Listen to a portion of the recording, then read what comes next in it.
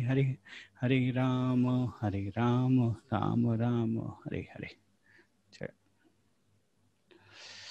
आप सब लोगों का बहुत बहुत स्वागत। आप लोगों की कृपा है हम भागवतम कुछ पढ़ पा रहे हैं, कुछ बोल पा रहे हैं। तो आज हम 8वां स्कंद स्टार्ट करेंगे और 8वां स्कंद जो है वो मनवंतर के ऊपर है। हमने देखा कि 10 विषय वस्तु जो भागवत में मेंशन्ड है उसमें सर्ग विसर्ग स्थानम पोषण उतय मनवंत ईशानुकता निरोध मुक्ति आश्रय ऐसे करके 10 वस्तु विशेष भागवत में मेंशन करी गई है। हमने अभी तक सर्ग देखा, जो भगवान जी इस संसार में सृष्टि करते हैं उसको सर्ग कहते हैं। सर्ग के बाद हमने विसर्ग देखा जो ब्रह्मा जी सृष्टि करते हैं। सर्ग विसर्ग स्थानम 5वें स्कंद में स्थानम के बारे में बताया गया। पोषणम कैसे भगवान अपने भक्तों का पोषण करते हैं 6ठे स्कंद में देखा। 7वें में ऊथी देखा, सतूथी असतूथी और मिक्स ऊथी। अभी 8वां स्कंद स्टार्ट हो रहा है मनवंतर। तो मनवंतर क्या है पहले ये समझने की जरूरत है, फिर हम समझेंगे कि 8वें स्कंद में मनवंतर की जो कथा है वो क्या है। तो ब्रह्मा जी के एक दिन में हमने सुना है कि 10 अलग अलग ब्रह्मा जी का जो एक दिन होता है उसमें 10,000 चतुर्युग होते हैं। तो कथा सुनते समय मोबाइल मत यूज करिए, ठीक है, और कथा सुनिए तो अच्छा है। तो श्रीमद् भागवतम में जो 10 विषय वस्तु के बारे में दिया गया है और उनके बारे में हमने बात किया।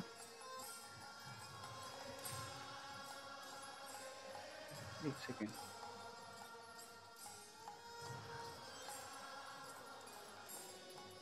ओके, तो हमारी माता जी का कुछ कनेक्शन प्रॉब्लम हो गया है, कनेक्ट नहीं हो रहा है।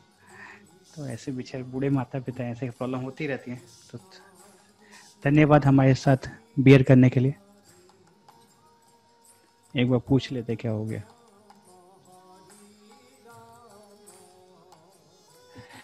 हरे कृष्णा, आपके पास आवाज नहीं आ रहा है मेरा क्या? ठीक है, हाँ आप सुन पा रहे हैं, ठीक है। आप म्यूट हैं हमको पता है, आप सुन पा रहे हैं ना? अगर आप सुन पा रहे हैं तो आप ये थंब दिखा दीजिए, हाँ हम सुन पा रहे हैं।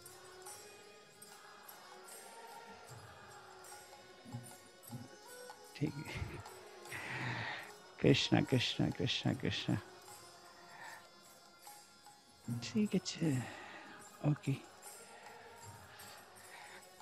कोशिश करते हैं, ठीक है, जो भी है हम अपना कथा आगे बढ़ाते हैं, उनको रिकॉर्डिंग देंगे फिर बाद में। तो फिर मनवंतर क्या है उसको समझने की कोशिश करते हैं, फिर मनवंतरों के बारे में जो कथा है उसको देखेंगे। ब्रह्मा जी के एक दिन में 10,000 चतुर्युग होते हैं। एक चतुर्युग क्या होते हैं? सतयुग, द्वापर युग, त्रेता युग, कलयुग। 4 युगों को कंबाइंड करके जो युग है उसको बोलते हैं एक चतुर्युग। और ब्रह्मा जी के एक दिन में 10,000 चतुर्युग होते हैं। तो देखिए ब्रह्मा जी का दिन कितना बड़ा होता है और उसके सामने हमारा जीवन कितना छोटा है। हमारा जीवन कितना 100 वर्ष होता है मैक्सिमम। अभी उसमें देखिए कलयुग का जो ड्यूरेशन है वो 4,32,000 वर्ष है और द्वापर उसका डबल, त्रेता उसका 3 गुना और सतयुग उसका 4 गुना, और ऐसे करके एक चतुर्युग होता है। तो करीब बोलते हैं शायद 4 बिलियन ईयर्स का होता है और उसको 10,000 ऐसे करके ब्रह्मा जी का एक दिन होता है। तो ब्रह्मा जी के एक दिन करीब 4 बिलियन ईयर्स का होता है और हमारा जीवन 1 साल का है, मतलब 100 साल का है। कितना छोटा सा जीवन है, उसमें हम सोचते हैं बहुत बड़ा बड़ा चीज करेंगे। एक लोमश ऋषि हुए हैं, लोमश ऋषि का बोलते कि एक जो रोम है वो अनेक वर्षों के बाद गिरता है और उनका जीवन बहुत बड़ा है, अनेक कल्पों तक का है। और वो अपने लिए घर नहीं बनाते, क्यों? कि जीवन तो छोटा सा ही है।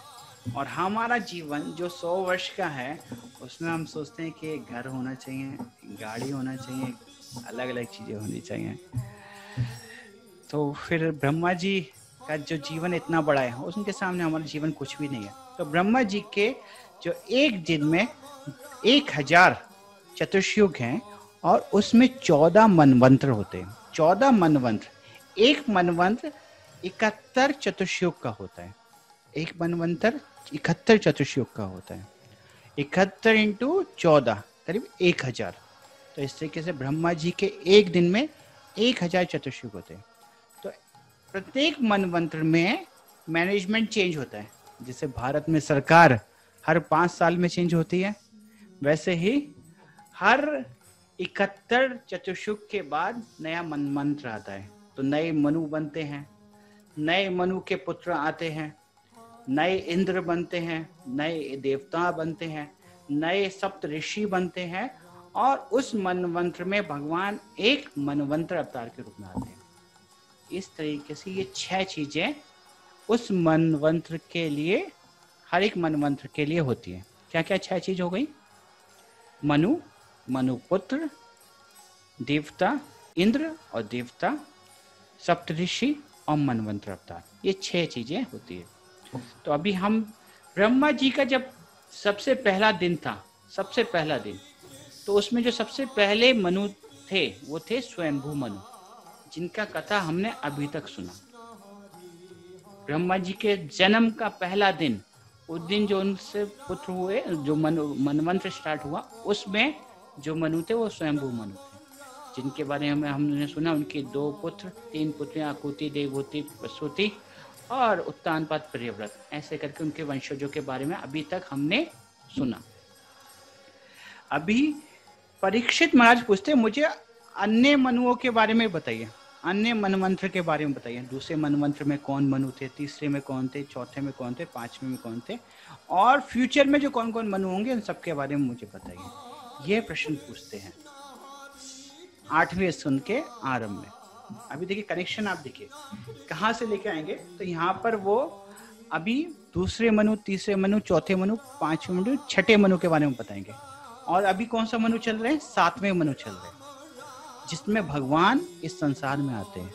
और जब वो 7वें मनु के बारे में बताना शुरू करेंगे, उनके वंशजों के बारे में, धीरे धीरे धीरे वो कृष्ण तक आएंगे और कृष्ण की लीलाएं 10वें स्कंद में स्टार्ट होंगे।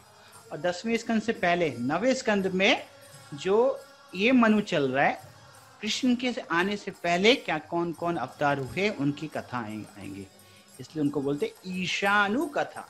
भगवान के आने से पहले जो राजाएं हैं, उनकी जो कथाएं, उनको बताते हैं। इस तरीके से कनेक्शन है 7वें स्कंद से 8वें स्कंद, 8वें स्कंद से 9वें स्कंद और 9वें से 10वां। ये क्लियर हुआ? ये क्लियर है?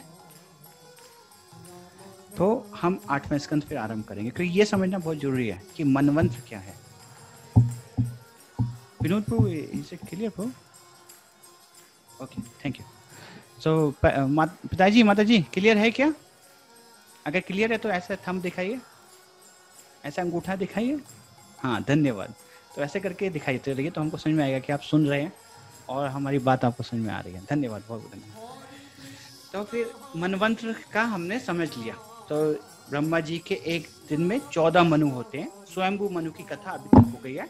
अभी वो पूछ रहे हैं बाकी मनुओं के बारे में हमको बताइए, और उन मनुओं में भगवान किस किस रूप में आए, इस प्रश्न को वो पूछते हैं। ठीक है, तो 8वें स्कंद के पहले अध्याय में इस तरीके से परीक्षित महाराज प्रश्न पूछते हैं। फिर वो बताते हैं कि दूसरे, तीसरे, चौथे मनु के बारे में। तीसरे, चौथे, दूसरे, तीसरे, चौथे मनवंत्र में कौन कौन मनु बने और उस समय कौन इंद्र बने। जो इंद्र है वो एक व्यक्ति का नाम नहीं है। इंद्र जो है वो एक पोस्ट है, जैसे प्राइम मिनिस्टर एक पोस्ट है, उस पे अलग अलग व्यक्ति बैठते हैं। जैसे अभी नरेंद्र मोदी जी प्राइम मिनिस्टर है, और वैसे ही अलग अलग समय में अलग अलग व्यक्ति इंद्र के पद को की सेवा करते हैं। वैसे ब्रह्मा जी जो है वो एक पद है, और उस पर एक व्यक्ति बैठते हैं जो वहाँ पर उसकी जो क्रिया बाहर है वो संभालते हैं। जैसे डीएम है, डिस्ट्रिक्ट मजिस्ट्रेट है, ऐसे अलग अलग पोस्ट हैं, उस पर अलग अलग व्यक्ति अलग अलग समय पर बैठते हैं। तो ये बताते हैं कि जो दूसरे, तीसरे, चौथे मनवंत्र में कौन कौन मनु बने और उनके बारे में बताते हैं। जब वो ये व्याख्या कर रहे थे तो उसी समय वो बोलते हैं कि दूसरे उससे पहले वो स्वयंभू मनु के बारे में थोड़ा सा वो व्याख्या करते हैं। और जब वो बताते कि चौथे मनु जो थे वो भगवान हरि के रूप में आते हैं और वो गजेंद्र का उद्धार करते हैं। तो ये जब सुनते हैं परीक्षित महाराज तो तुरंत पूछते कि अरे मुझे उस लीला के बारे में बताइए कि कैसे भगवान हरि के रूप में आते हैं और गजेंद्र का उद्धार करते हैं।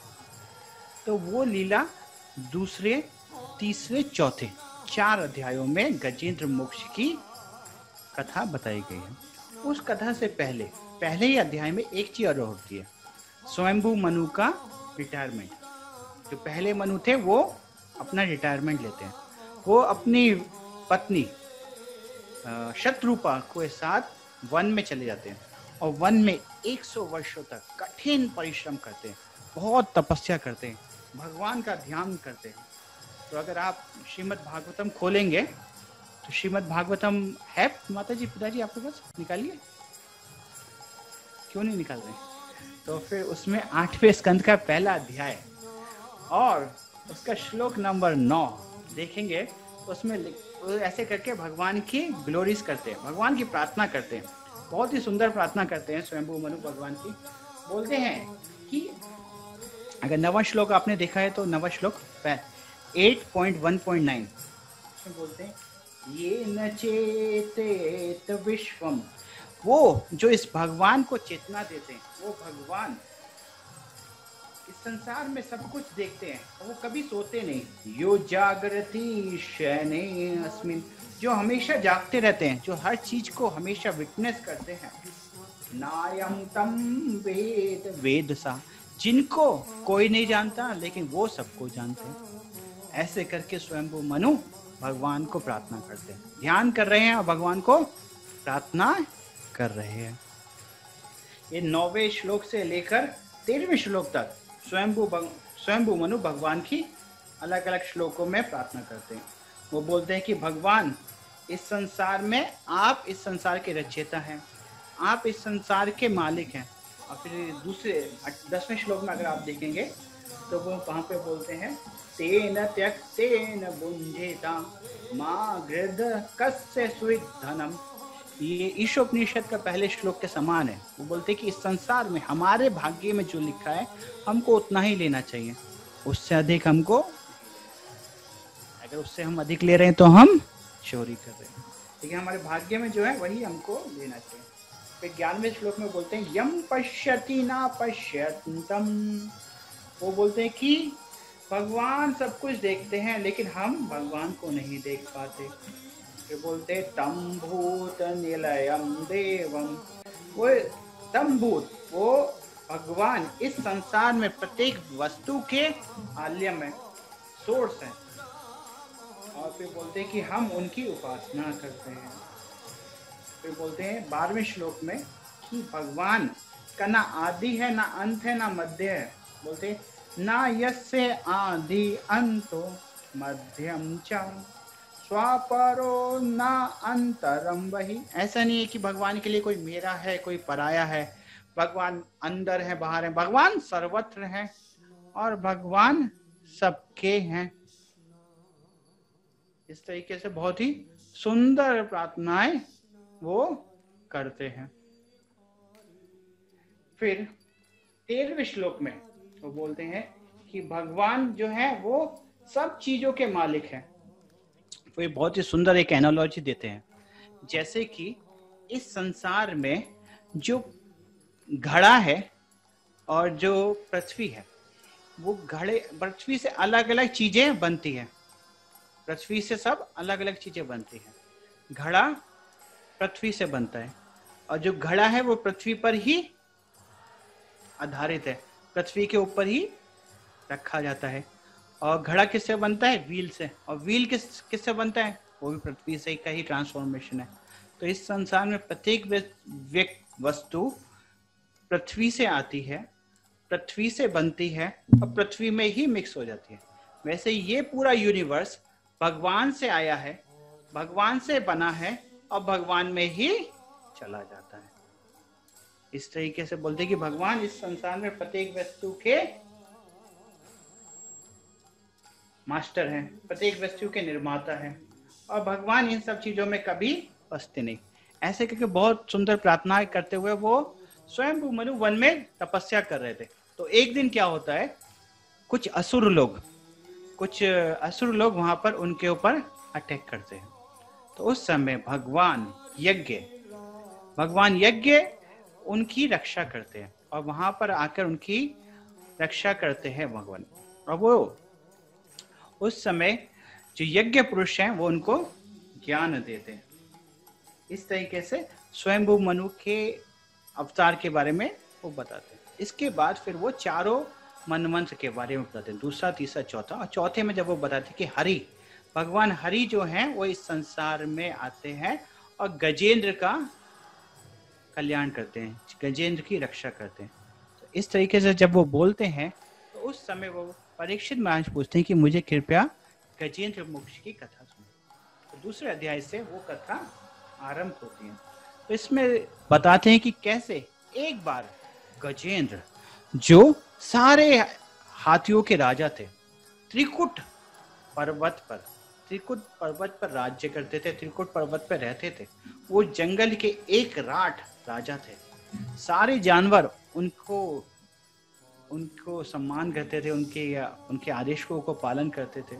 और वो अपने परिवार के साथ, उनका बड़ा परिवार था, बीबी बच्चों के साथ भोग कर रहे थे। तो एक बार वो अपने बीबी बच्चों के साथ जल विहार के लिए जाते हैं।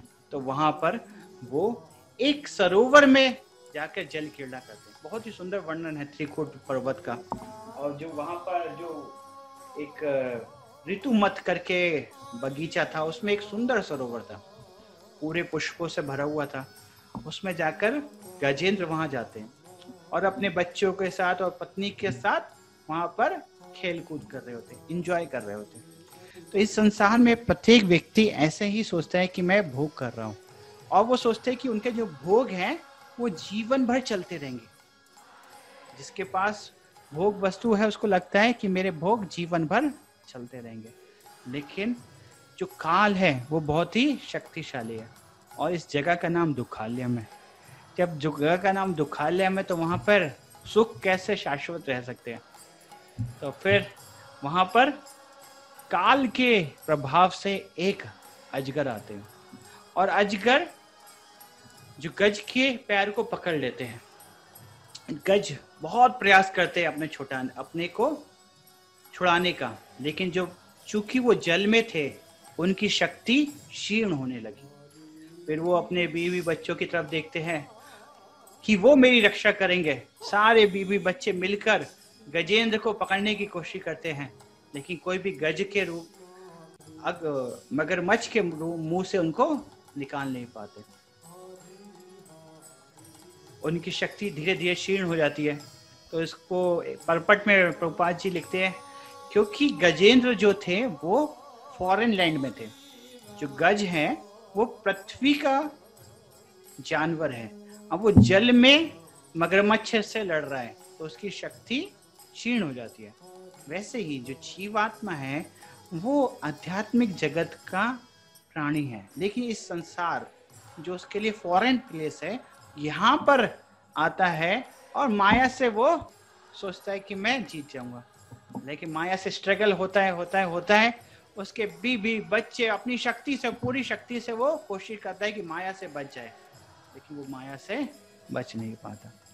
तो उस समय जब गजेंद्र थक जाता है, हार जाता है, जब देखता है उसके घर वाले उसकी अपनी शक्ति से वो अपनी रक्षा नहीं कर पाता, तो उस समय उसको भगवान का स्मरण आता है। उसको यह स्मरण आता है कि कोई तो है संसार का जो कंट्रोलर है, जिस संसार को पूर्ण रूप से नियंत्रित करता है। मैं उसकी शरण में जाता हूँ। और उस समय गजेंद्र सुंदर सा प्रार्थना करता है। तो यहाँ पर हम देखते हैं कि भगवान की कृपा से ही हमारे मन में स्मरण आता है, भगवान की कृपा से ही हम कुछ याद रखते हैं, भगवान की कृपा से ही हम कुछ भूल जाते हैं। अगर भगवान हमको कृपा करें तो सही समय पे हम भगवान को याद कर सकते हैं। और प्रत्येक जीवात्मा के हृदय में भगवान हमेशा उसको प्रेरणा देते हैं कि वो भक्ति करे, वो सही मार्ग पर चले। लेकिन वो असत्संग के कारण उसकी आवाज नहीं सुन पाता। राधानाथ स्वामी महाराज एग्जाम्पल देते हैं कि प्रत्येक जीवात्मा के हृदय में, वो एग्जाम्पल देते जैसे दो कुकुर हैं, दो कुत्ते हैं, एक अच्छा और एक बुरा। जो अच्छा कुकुर है वो इस संसार में कमजोर होता जा रहा है, जो बोलता है कि हमको सुबह को जल्दी उठना चाहिए, भगवान का नाम करना चाहिए, भगवान की पूजा करनी चाहिए, साधु को संग करना चाहिए, वो अच्छा है। और जो खराब कुत्ता है वो बोलता है अरे छोड़ो, सो जाओ, क्या जरूरत है इतना जल्दी उठने का, रोज ही उठते हैं, आज मत नहीं उठेंगे तो क्या हो जाएगा, सो जाओ, ये खराब है। तो वो बोलते हैं कि कैसे हम अपने अच्छे जो कुकुर है, जो अच्छी आवाज है, उसको स्ट्रांग बना सकते हैं। बोलते हैं कि जितना हम अच्छे कुत्ते की आवाज को पालन करेंगे, जितना हम अच्छे इंस्पिरेशंस को सुनेंगे, वो उतना स्ट्रांग हो जाएंगे। जितना हम जो गलत विचार हैं, गलत इंस्पिरेशंस हैं, उनको नेग्लेक्ट करेंगे, वो उतना ही वीक हो जाएंगे। तो इस तरीके से हम हृदय में भगवान की आवाज को सुन सकते हैं। भगवान तो इंस्पायर करते हैं, लेकिन हम नहीं सुन पाते, क्योंकि हमारा कवरिंग्स जो होता है इतना स्ट्रांग हो जाता है कि हम भगवान को सुन नहीं पाते। तो गजेंद्र को उस समय भगवान की कृपा से स्मरण आता है और वो बहुत ही सुंदर प्रार्थनाएं करता है। वो बोलते कि वही प्रार्थना उसने पिछले जन्म में याद करी थी, तो इस जन्म में हमने कुछ श्लोका याद किया है, तो हो सकता है वो मृत्यु के समय याद आ जाए। तो भक्त लोग बोलते हैं कि हमको श्लोका याद करने की कोशिश करना चाहिए, जितना श्लोक याद करेंगे उतना अच्छा है। बॉलीवुड के गाने याद नहीं करने चाहिए, श्लोक याद करने चाहिए, भजन याद करना चाहिए। जितने श्लोक और भजन हम याद करेंगे, उतना ही हमको वो मृत्यु के समय स्मरण आ जाएंगे। तो इस तरीके से गजेंद्र अगले अध्याय में, तीसरे अध्याय में बहुत ही सुंदर प्रार्थनाएं भगवान को अर्पित करते हैं। वो बोलते हैं कि भगवान, आप इस चराचर जगत के सुप्रीम मास्टर हैं, ये जितनी भी शक्ति है वो सारी आपसे आ रही है, आप ही इस संसार के निरंतर हैं, और आप इनकंसीवेबल हैं, आपको लोग जान नहीं पाते, आपको लोग समझ नहीं पाते, ऐसे करके वो बोलते हैं। वो बोलते हैं कि आप इस संसार में कृपा करने के लिए अलग अलग समय में अवतार लेते हैं, आप ही वास्तव में सुप्रीम शेल्टर है, शरण्य है, और मैं आपकी उपासना करता हूँ। इस तरीके से बहुत ही सुंदर तीसरे अध्याय में गजेंद्र भगवान की उपासना करते हैं। उस समय भगवान स्वयं गरुड़ पे सवार होकर गजेंद्र की रक्षा के लिए आते हैं। अनेक बार हम ये सुनते कि जब भगवान आ रहे थे तो गजेंद्र की रक्षा के लिए तो गरुड़ बहुत ही हल्के चल रहे थे, तो भगवान उस समय गरुड़ को अपनी गोद में लेकर स्वयं दौड़ने लगते हैं अपने भक्त की रक्षा करने। तो यहाँ पर एक बहुत ही हमको जीवन में विश्वास देने के लिए, भक्ति में हमारा जो विश्वास है और दृढ़ करता है कि जब कोई व्यक्ति भगवान के बुलाता है तो तुरंत भगवान सब कुछ छोड़कर अपने भक्त की रक्षा के लिए दौड़ पड़ते हैं। जैसे एक पिता जब कोई बच्चा समस्या में है और वो अपने पिता का नाम बुलाता है, तो क्या पिता सोचता है कि मुझे चाय पीना है, क्या पिता सोचता है मुझे न्यूज़पेपर पढ़ना है, तो सब कुछ छोड़कर अपने बच्चे को उठाने जाता है।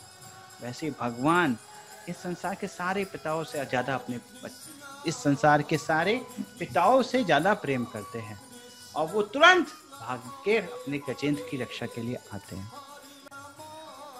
उस समय भगवान अपना सुदर्शन चक्र से जो अजगर जो मगरमच्छ था उसका गर्दन काट देते हैं, और जो मगरमच्छ था वो पिछले जन्म में कुहा करके एक डीमन शायद एक वो था, गंधर्व था, जिसको शाप मिला था, जिसके कारण वो मगरमच्छ बन जाता है।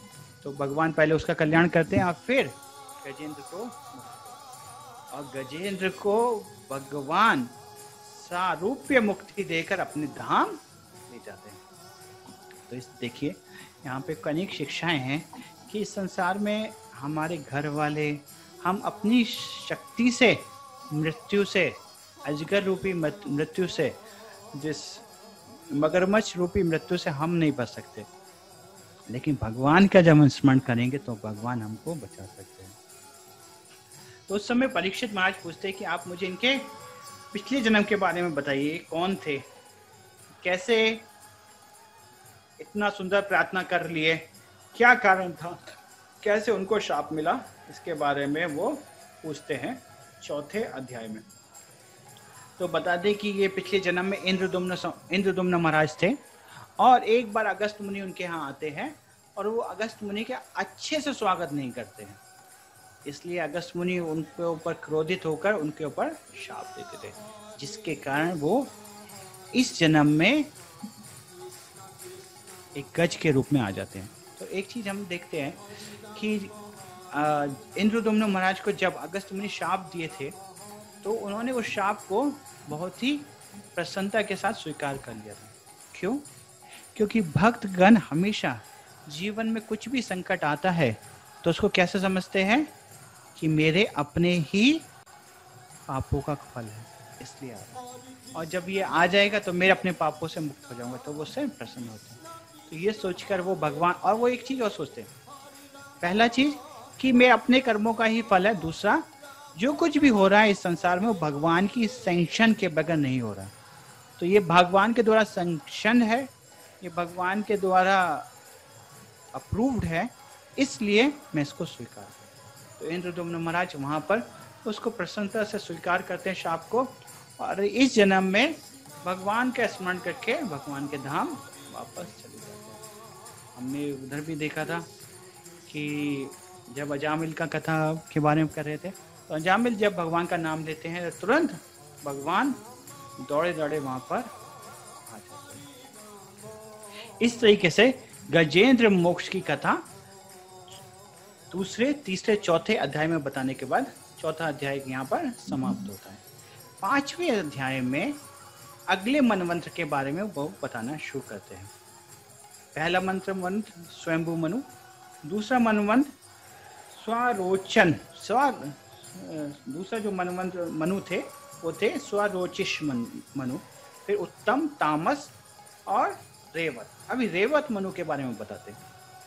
1 2 3 4 5 रेवत मनु, फिफ्थ मनु के बारे में बताते हैं। फिफ्थ मनु रेवत और सिक्स्थ मनु चक्षुषा मनु के बारे में बताना शुरू करते हैं। तो उस में जब बताते हैं तो बताते हैं कि इस मनु में भगवान अजीत आए और उन्होंने समुद्र मंथन किया था। तो उस समय परीक्षित महाराज 5वें अध्याय में 4 प्रश्न पूछते हैं कि क्यों और कैसे समुद्र मंथन किया गया, दूसरा कि भगवान कुर्म अवतार के रूप में आए थे, क्या कारण था, तीसरा देवताओं को अमृत कैसा मिला, और चौथा कि उस जो समुद्र मंथन में और क्या क्या चीज निकली। ठीक है, तो इस तरीके से 4 प्रश्न पूछते हैं। पहला क्यों और कैसे समुद्र मंथन हुआ, दूसरा कि देवताओं को अमृत कैसे मिला, ये तीसरा था, चौथा कि उस यज्ञ में क्या क्या दूसरी चीजें वस्तुएं मिली, और कुर्म अवतार उस समय आए थे, क्यों उन्होंने अवतार लिया वहां पर। इस तरह के 4 भी प्रश्न पूछते हैं। ये 5वें अध्याय के आरंभ में पूछते हैं। तो अभी यहाँ पे समुद्र मंथन की लीला आरंभ होगी। ये लीला बहुत ही विशिष्ट लीला है। इस लीला में हम देखेंगे कि सब कुछ भगवान की कृपा से ही होता है, सब कुछ भगवान की कृपा से ही होता है, हम कुछ नहीं कर पाते, सब कुछ भगवान ही कर रहे हैं। इस लीला में अनेक अवतार लेते हैं इस लीला में भगवान। तो फिर पहले क्वेश्चन था क्यों होता है ये समुद्र मंथन, तो बताते हैं। एक बार इंद्र अपने गर्व के कारण दुर्वासा मुनि के चरणों में अपराध कर देते हैं। हमने देखा पिछली बार उन्होंने किसके चरणों में अपराध किया था, बृहस्पति के चरणों में अपराध किया था, जिसके कारण उनकी सारी शक्ति चली गई थी। फिर अपने गुरु दूसरे विश्वरूप के चरणों में अपराध किया था, उनका गला काट दिया था, फिर वृत्तासुर आ गए थे। तो इस तरीके से इंद्र घमंड के कारण अलग अलग समय अपराध कर बैठते हैं। तो एक बार इंद्र अपने ऐरावत पर बैठ के जा रहे थे और उसी समय वहां पर दुर्वासा मुनि आए और दुर्वासा मुनि ने वो माला इंद्र को दी, अपनी महामाला। इंद्र ने वो माला को ऐरावत को पहना दिया और ऐरावत के गले से वो माला गिरी और ऐरावत उसके ऊपर पैर रख के आगे चला। और ये सब कुछ कहाँ हुआ? दुर्वासा मुनि के सामने। और दुर्वासा मुनि तो फेमस है अपने क्रोध के कारण। तो दुर्वासा मुनि ने तुरंत शाप दिया, इंद्र तुम अपनी शक्ति के कारण बहुत ही घमंडी हो गए हो, तुम नहीं जानते क्या करना चाहिए नहीं करना चाहिए। और उस समय इंद्र की सारी शक्ति क्षीण हो गई। और उधर जो देवता लोग, दैत्य लोग थे, असुर लोग थे, वो अपने गुरु की बहुत ही सेवा कर रहे थे, जिसके कारण उनकी शक्ति बहुत बढ़ी हुई थी। और वो देवताओं के ऊपर आक्रमण करते हैं और देवताओं इंद्र लोक को छोड़कर वहां से ब्रह्मा के पास जाते हैं, ब्रह्मा की शरण में आते हैं। यहाँ पे एक शिक्षा मिलती है कि आप देखिए, जब कभी भी देवताओं के जीवन में कुछ भी संकट आता है तो वो क्या करते हैं? या तो ब्रह्मा जी के पास जाते हैं या फिर भगवान के पास जाते हैं। तो ये एक अंतर है देवताओं में और असुरों में, सुर में और असुरों में। क्या? जब कभी जीवन में कोई समस्या आती है तो हमको भगवान की शरण लेनी चाहिए। लेकिन जो असुर लोग होते हैं वो किसकी शरण लेते हैं? वो अपनी शक्ति की शरण लेते हैं, डॉक्टरों की शरण लेते हैं, वो साइंटिस्ट की शरण लेते हैं। उनकी शरण ना लेकर हमको भगवान की शरण लेने की कोशिश करना चाहिए। तो सारे के सारे देवता लोग ब्रह्मा जी के पास जाते हैं और ब्रह्मा जी बोलते हैं, अरे इंद्र क्या करा, पिछली बार भी गलती करी थी, फिर गलती कर दी, ठीक है। तो वो सबके सब कहाँ जाते हैं? भगवान के पास जाते हैं। और भगवान उनको वहां पर बहुत ही सुंदर सा दर्शन देते हैं, प्रार्थना करते हैं पहले ब्रह्मा जी वहां पर। और छठे अध्याय में भगवान दर्शन देते हैं। भगवान का बहुत ही सुंदर रूप का वहां पर वर्णन है। अगर आप देखें छठे अध्याय का तीसरा श्लोक, तीसरा से 7वां श्लोक, उसमें भगवान के रूप का वर्णन है कि जब भगवान वहां पर अवतरित हुए हैं, जब भगवान वहां पे दर्शन देते हैं तो वहां पर भगवान का रूप क्या है। तो तीसरा श्लोक में लिखते हैं, स्वच्छम मरकट श्यामम। तो भगवान का जो रूप है वो मरकट मणि के सामने सुंदर है, श्याम कलर का है। फिर और बोलते हैं, कंज गर्भा आरुणक्षणम। जो सूरज के समान, जब सूरज उदय होता है उसके समान चमकता हुआ भगवान की आंखें हैं। और बोलते हैं कि तप्त हेम अवदेतेन लसत कौशे वसनम। जैसे कि गरम गरम सोना जैसा होता है, चमकता है, वैसे ही भगवान का येलो गारमेंट है, चमकता है। प्रसन्नम चारु सर्वांगिम।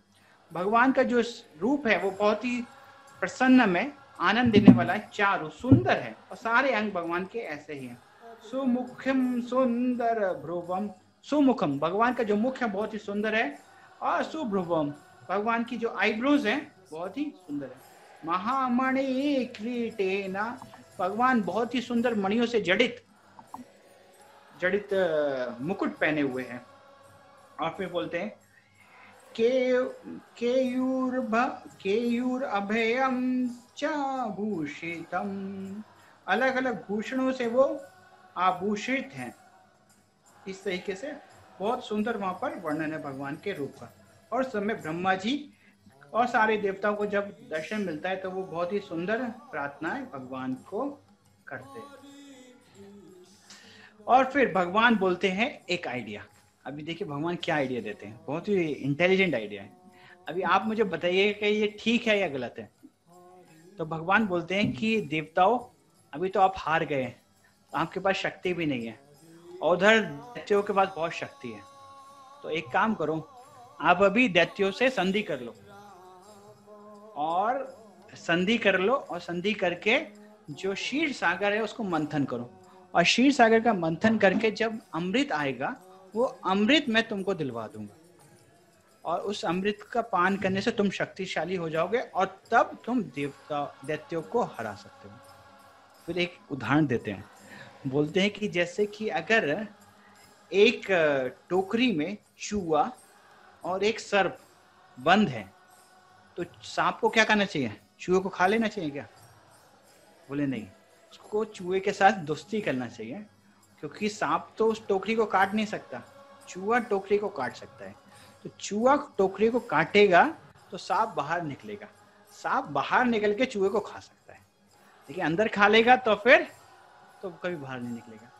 अभी आप सोचिए, भगवान बोल रहे हैं, अभी भगवान ठीक कर रहे हैं या नहीं कर रहे, आप सोचिए, तब तक हम देखते हैं आगे क्या होता है। ठीक है, तो भगवान ऐसे करके उनको बोलते कि आप एक काम करिए, ऐसे ट्रूस कर लीजिए, उनसे संधि कर लीजिए। तो फिर सारे देवता लोग जाते हैं बलि महाराज के पास, जो असुरों के उस समय राजा थे, और बलि को बोलते हैं कि हे बलि, आप तो शक्तिशाली हैं और हमारे पास एक प्लान है। हम चाहते हैं कि हम समुद्र मंथन करें, क्षीर सागर का मंथन करें, उसमें से अनेक मणियां रत्न निकलेंगे, वो हम आपस में बांटेंगे। अच्छा है, अकेले तो हम भी नहीं कर सकते, अकेले तुम भी नहीं कर सकते, और भगवान की इच्छा है, हमको ये करना चाहिए। तो ठीक है, तो बोलते हैं ठीक है, एग्री हो गया। फिर वो सब लोग जाते हैं मंदराचल पर्वत, क्योंकि अभी जब समुद्र को मंथन करना है तो मंथन करने के लिए कुछ तो एक मथनी चाहिए। मथनी समझते हैं आप? रॉड, चर्निंग रॉड, तो मथनी चाहिए। तो समुद्र को मंथन करेंगे तो कौन सा मथनी भी तो बड़ी होनी चाहिए। तो मंदराचल पर्वत को लेके आते हैं, और मंदराचल पर्वत को सारे देवता और असुर लोग उठाने की कोशिश करते हैं। अभी मंदराचल पर्वत को उठाना तो आसान चीज नहीं था, लेकिन फिर भी बहुत प्रयास करके वो सब उठा लेते हैं, और उठाकर जैसे ही चलने लगते हैं फिर से वो गिर जाता है, और अनेक असुर उसके नीचे गिर के मरने लगते हैं। तो उस समय फिर से वो उठाने की कोशिश करते हैं, लेकिन हतोहाथ हो जाते हैं, हतोत्साहित हो जाते हैं। तो उस समय भगवान अपने गरुड़ पर आते हैं और उस मंदराचल को उठाकर अपने गरुड़ के ऊपर रखकर क्षीर सागर के लिए ले जाते हैं। अब देखिए, आप भगवान की शक्ति देखिए, इतने सारे देवता असुर मिलकर उस मंदराचल को वो नहीं उठा पा रहे थे, भगवान ने उसको उठाया, अपने गरुड़ पर रखकर लेकर चले गए। तो आपको देखिए भगवान का कितना शक्ति है। फिर क्या होता है, फिर वहां पर जब क्षीर सागर में पहुंचते हैं, क्षीर सागर में मंदराचल पर्वत को रखते हैं, लेकिन मंदराचल पर्वत तो समुद्र के अंदर जाने लगता है। तो भगवान कुर्म रूप के रूप में आते हैं, कुर्म अवतार, कछुए के रूप में आते हैं और नीचे से सपोर्ट देते हैं, और उनकी पीठ पर मंदराचल पर्वत फिक्स हो जाता है। लेकिन जो कोई मथनी है, मथनी को ऊपर से भी सपोर्ट लगता है, तो ऊपर से सपोर्ट देने के लिए भगवान सहस्त्र बाहु के रूप में आते हैं और ऊपर से पकड़ लेते हैं। नीचे से कुर्म अवतार, ऊपर से सहस्त्र बाहु। और भगवान अजीत जो मंदराचल पर्वत को लेके आए थे, वो स्वयं चर्निंग करने के लिए आते हैं, और वहां पर फिर भगवान वासुकी को बुलाते हैं, जो वासुकी सर्प है उसको बुलाते हैं मथनी को मथने के लिए, रस्सी के रूप में यूज करने के लिए। उस समय गरुड़ को बोलते हैं आप चले जाइए, क्योंकि वासुकी आ रहा है। उस समय गरुड़ वहां से चले जाते हैं और वासुकी आते हैं, और वासुकी रस्सी के रूप में मंदराचल पर्वत के चारों तरफ घूम जाते हैं। अभी भगवान अजीत देवताओं को लेकर सर्प के मुख की तरफ जाते हैं। उसी समय दैत्य लोग बोलते हैं, अरे ये सब लोग हमको नीच समझते हैं, हमको सर्प की पूंछ का हिस्सा दे दिया और स्वयं मुख का हिस्सा ले लिया, हम पूंछ का हिस्सा नहीं लेंगे, हम मुख लेंगे, आप पूंछ का हिस्सा लीजिए। अभी देखिए ये क्या है, ये मन है। मन स्वयं से सोचता है कि ये अच्छा है, ये गलत है। तो मन जो होता है वो इल्यूजरी प्रॉब्लम्स को क्रिएट करता है, जो प्रॉब्लम नहीं भी है वो सोचता है कि ये प्रॉब्लम है। तो भगवान अजीत देवताओं के साथ बोलते ठीक है, जो इच्छा, वो सबके सारे देवताओं के साथ पूंछ वाले हिस्से को पकड़ लेते हैं।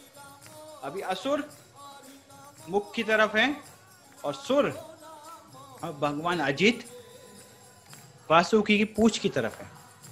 अभी मथना स्टार्ट होता है, और जैसे ही मथना स्टार्ट होता है तो वासुकी जो सर्प है उसके मुंह से विष निकलने लगता है, और उसके मुंह से जब गरम विषैली हवाएं निकलती हैं तो सारे असुर जलने लगते हैं, सारे तप्त होने लगते हैं। तो भगवान बोलते हैं अरे देखो जबरदस्ती मुख वाला हिस्सा लिया, अभी जल रहे हैं। तो भगवान उस समय वर्षा करने लगते हैं और सुगंधित ठंडी ठंडी हवा चलने लगती है। तो भगवान देखिए कितना कृपा कर रहे हैं जिससे कि वो कर पाए। और भगवान 3 मोड होते हैं, गुडनेस, पैशन, इग्नोरेंस। इग्नोरेंस के रूप में वसु के हृदय में प्रवेश करते हैं जिससे कि उसको कष्ट ना हो। पैशन के रूप में दैत्यों के रूप में प्रवेश करते हैं जिससे कि वो पूरे जोश के साथ करते रहे। और गुडनेस में देवताओं में आते हैं। और इस तरीके से चर्निंग स्टार्ट हो जाता है। तो जब चर्निंग स्टार्ट होता है तो सबसे पहली चीज क्या निकलती है? क्या निकलता है सबसे पहले? विश। तो जीवन में जब कभी भी हम कोई चीज करते हैं तो सबसे पहले डिफिकल्ट लगता है। पहले डिफिकल्ट लगता है, फिर बाद में वो अच्छा लगता है।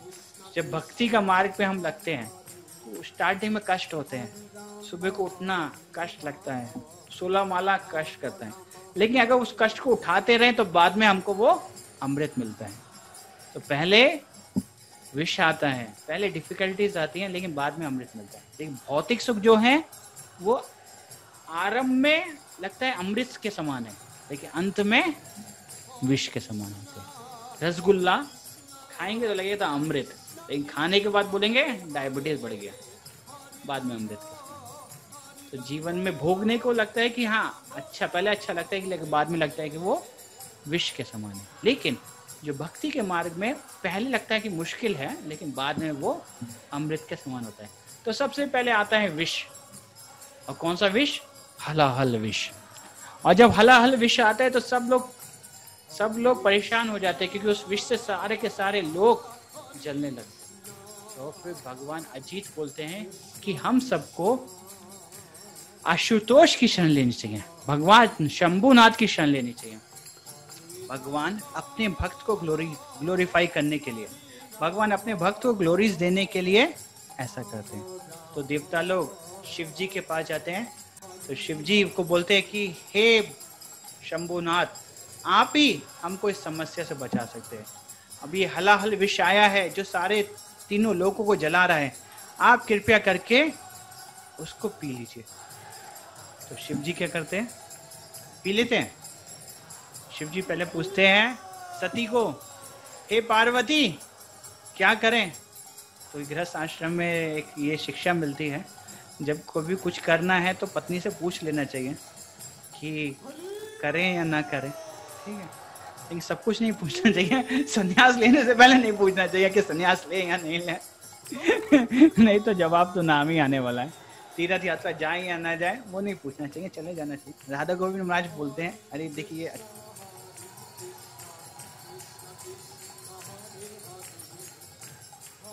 रहेंगे तो भी संसार चलेगा। कभी कभी हमको मर के देखना चाहिए कि मेरे मरने के बाद संसार कैसे चलेगा। तो मर के देखना चाहिए, बोले मर के देखने का मतलब है कभी घर से बिना बताए चला जाना चाहिए, 1 महीने के लिए, 1 हफ्ते के लिए। पहले जमाने में तो मोबाइल नहीं होते थे तो लोग जाते थे और बोले 1 हफ्ते बाद, 1 महीने बाद तीर्थ यात्रा करके आना चाहिए। आप देखेंगे संसार वैसे ही चलता रहेगा, कुछ नहीं चेंज होगा। तो कभी कभी मर के भी देखना चाहिए कि कैसे संसार चल रहे हैं। तो फिर शिव जी अपने अर्धांगिनी को पूछते हैं, हे पार्वती क्या करना चाहिए? तो फिर जब उनकी परमिशन लेते हैं फिर वो उस विष का पान करते हैं। तो बोलते हैं कि जो दूसरों के लिए जो अगर कुछ कष्ट उठाते हैं वो भगवान की बहुत ही अच्छा वर्शिप है। तो दूसरों के लिए हमको कष्ट उठाना चाहिए, जिससे दूसरे लोग भक्ति में प्रोग्रेस कर सके, उसके लिए हमको कष्ट उठाना चाहिए। वो भगवान को बहुत प्रसन्न करते हैं। और भगवान उस हलाहल विष का पान करते हैं और उसको गले में रोक लेते हैं। इसलिए भगवान का, शिव जी का नाम क्या होता है? नीलकंठ, क्योंकि उनका कंठ नील हो जाता है। उस समय कुछ विष जमीन पे गिर जाता है और वो विष सर्प और बिच्छू पी लेते हैं। इसलिए वही विष के कारण सर्प और बिच्छू में आज भी विष है। इस घटना के बाद अभी आगे बहुत सही चीज आती है। अभी फिर से वो चर्निंग स्टार्ट हो जाती है। अभी चर्निंग में थोड़ा ब्रेक लग गया था, अभी फिर से चर्निंग स्टार्ट होती है और फिर उस चर्निंग में अलग अलग चीजें निकलती हैं। तो सबसे पहले सुरभि गाय आती है जिसको ब्राह्मण लोग ले लेते हैं। फिर एक घोड़ा आता है उच्चेश्वरा जिसको बलि महाराज लेते हैं। फिर ऐरावत करके एक हाथी आता है जिसको इंद्र लेते हैं। फिर अलग अलग हाथी आते हैं, उनको अलग अलग दिशाओं में भेज दिया जाता है। फिर कौस्तुभ मणि आती है। अभी देखिए, असुरों को कुछ मिल गया, सुर को कुछ मिल गया, देवताओं को कुछ मिल गया और शिव जी को भी मिल गया। अभी आती है कौस्तुभ मणि, उसको भगवान स्वीकार करते हैं। फिर पारिजात फ्लावर आता है, वो स्वर्ग के लोगों, स्वर्ग में चला जाता है। स्वर्ग में तो अभी दैत्य लोग थे तो वहां पे चला जाता है। फिर आते हैं लक्ष्मी देवी। अभी लक्ष्मी देवी आती हैं तो सब लोग बहुत उनकी उपासना करने लगते हैं। कौन नहीं लक्ष्मी को चाहता है?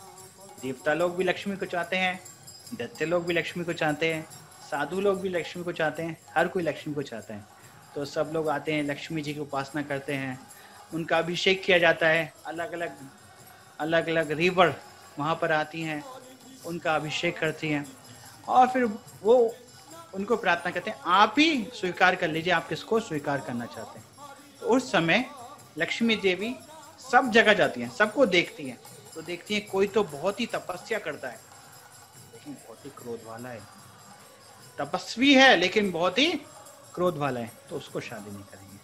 कभी कभी देखते हैं किसी को बहुत ही ज्ञान है लेकिन भौतिक आसक्ति है, बोलते इसको भी शादी नहीं करेंगे। बोलते कोई भी बहुत महान है लेकिन काम इच्छा है, उसको भी शादी नहीं करूंगे।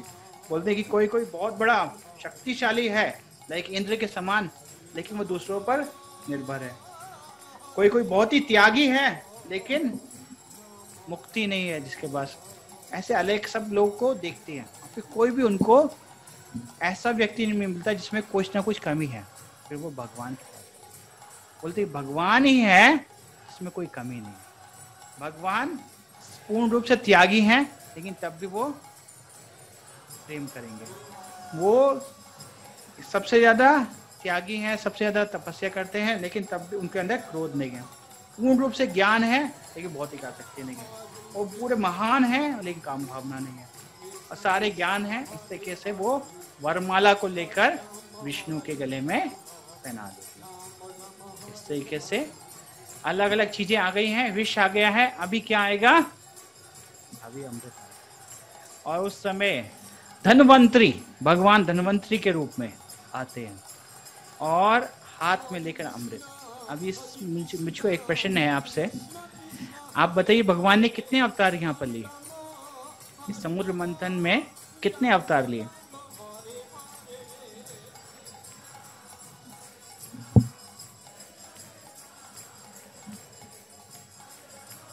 सबसे पहला अजीत, जो मंदराचल पर्वत को उठा के लेके आया, फिर चर्निंग में करे।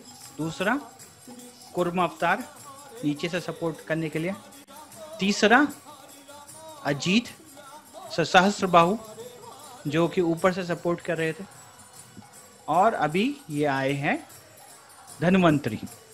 तो इस तरीके से 1 2 3 4 अवतार भगवान ने एक ही लीला में लिए।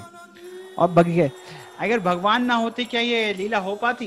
क्या दैत्य या दानव उसको मंथन कर पाते? सब कुछ तो भगवान ही कर रहे हैं। तो इस संसार में सब कुछ भगवान करते हैं लेकिन जीवात्मा सोचता है कि मैं कर रहा हूँ, सब कुछ मैं कर रहा हूँ। फिर विष आता है, सॉरी फिर धनवंतरी आते हैं और उनके हाथ में अमृत का घड़ा।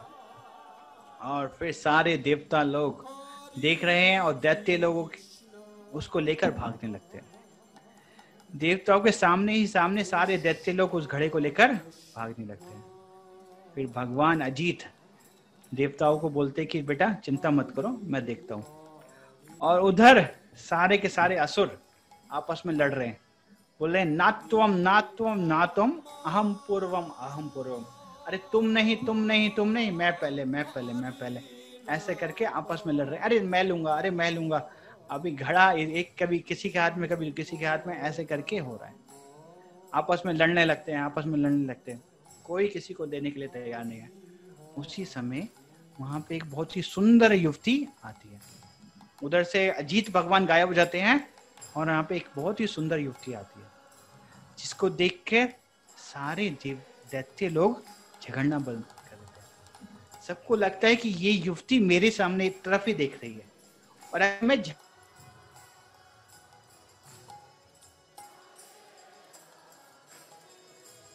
और मैं ही इसका पति होने लायक हूँ। तो सारे के सारे दैत्य लोग उसके पास जाते हैं कि देखिए हे सुंदरी, आप सही समय पे आई हैं, आप ही हमारा बंटवारा कर सकते हैं, आप कृपया करके इस अमृत को सही से न्याय पूर्वक सब में डिस्ट्रीब्यूट कर दीजिए।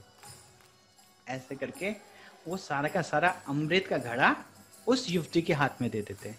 वो युवती बोलती है, अरे आप मेरे ऊपर कैसे विश्वास कर सकते हैं, आप तो जानते नहीं मैं कौन हूँ, कहाँ से आए। नहीं नहीं, हमको आपके ऊपर पूर्ण विश्वास है और आप इतने सुंदर हैं, आप जो करेंगे वो सही करेंगे। तो फिर वो बोलती है कि देखिए जो मैं करूंगी आपको स्वीकार करना पड़ेगा। तो बोले ठीक है। जब सब लोग जाके स्नान करके नहा धो के आइए, सारे देवता सारे दानव जाते हैं, स्नान करके आते हैं और सब लोग पंक्ति में बैठ जाते हैं। मोहिनी मूर्ति अमृत, वो सुंदर युवती कौन थी? मोहिनी मूर्ति। अरे वो अमृत का सबको डिस्ट्रीब्यूट करने वाली हैं।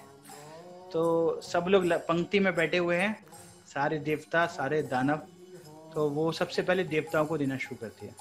कोई भी दानव बोलता नहीं है, बोलता है कि अगर मैं बोलूंगा तो वो मेरे से रुष्ट हो जाएगी, वो बोलेगी, सोचे कि मैं बहुत ही लालची हूँ। कोई बोलता नहीं है। तो दैत्य को देना शुरू करती है, 1 को 2 को 3 को। बाकी लोग देखते हैं, अरे खत्म हो रहा है खत्म हो रहा है खत्म हो रहा है। तो 2 लोग थे उसमें, राहु और केतु, शायद राहु क्या करते हैं, देवताओं के बीच में जाके बैठ जाते हैं। और देवताओं के बीच में भी कहाँ बैठते हैं? सूरज और चंद्र के बीच में बैठते हैं। तो एक बार एक महाराज आए थे, वो बोल रहे थे, अरे राहु को बैठना भी तो कहीं और बैठता, सूरज और चंद्र के बीच में क्यों बैठा? तो फिर भगवान को तो समझ में आया कि ये राहु है। अभी उसके थोड़ा सा ही अमृत खाया था, लेकिन भगवान समझ गए कि ये राहु है। सब लोग बोलते हैं राहु है राहु है राहु है। तो उसी समय मोहिनी मूर्ति भगवान विष्णु अब सुदर्शन को बुलाती हैं और राहु का गला काटती है। तो सब लोग उसको समझ में आता है, अरे हमारे साथ तो बहुत बड़ा धोखा हो गया, ये सारा का सारा अमृत इतना देवताओं को पिला दिया और हमको कुछ भी नहीं मिला। तो वो बहुत ही क्रोध में आ जाते हैं और वो समय बहुत बड़ा संग्राम होता है। उसको फेमस देव दैत्य संग्राम बोलते हैं। बहुत ही भयंकर युद्ध होता है। इस युद्ध की व्याख्या 10वें अध्याय में करी गई है। और उस युद्ध में अभी तो देवताओं के पास अमृत था और वो बहुत शक्तिशाली हो गए थे, तो सारे दैत्यों को हरा देते। बहुत ही बड़ा लड़ाई होता है, उसमें सारे दैत्य लोग मर जाते हैं और इवन बलि महाराज भी मर जाते हैं। और ऐसा लग रहा था कि सारे दैत्यों का वंश ही खत्म हो जाएगा। उस समय ब्रह्मा जी नारद को बोलते हैं कि आप जाइए, इस युद्ध को बंद करिए, नहीं तो सारे दैत्यों का पूरा वंश ही समाप्त हो जाएगा। तो फिर नारद मुनि जाते हैं और इंद्र को समझाते हैं कि आप रुक जाइए, इतना सबको मत मारिए। तो उस समय इंद्र रुक जाते हैं और इंद्र को अपना राज्य वापस मिल जाता है। दूसरी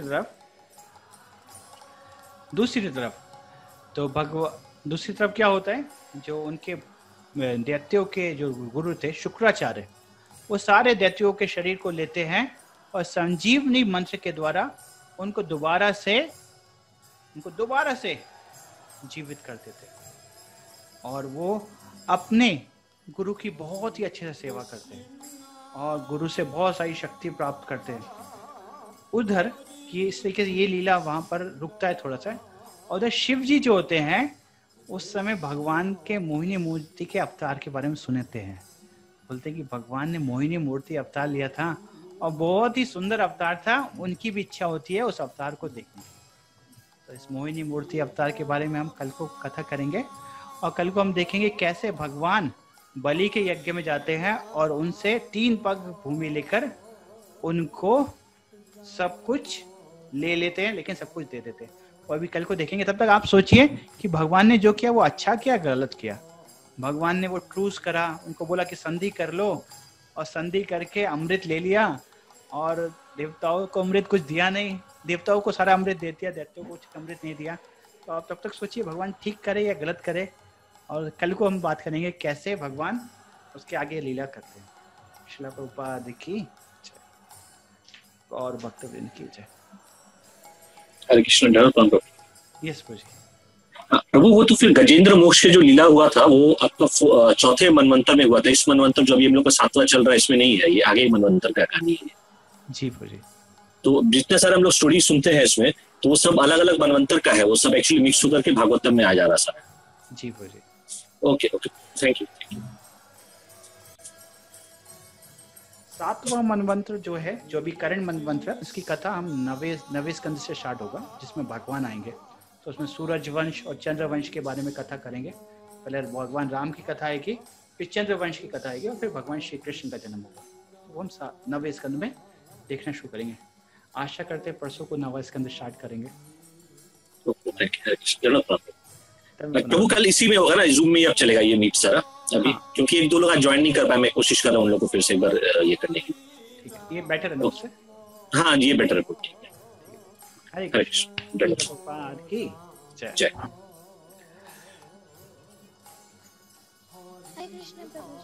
हरे कृष्ण। हरे कृष्ण प्रभु जी, धन्यवाद प्रणाम। धन्यवाद प्रणाम। हरे कृष्ण। बहुत बहुत धन्यवाद। आप सब लोग आते हैं, वेरी नाइस। नहीं तो बहुत अच्छा लगता है, इंतजार रहता है आपका।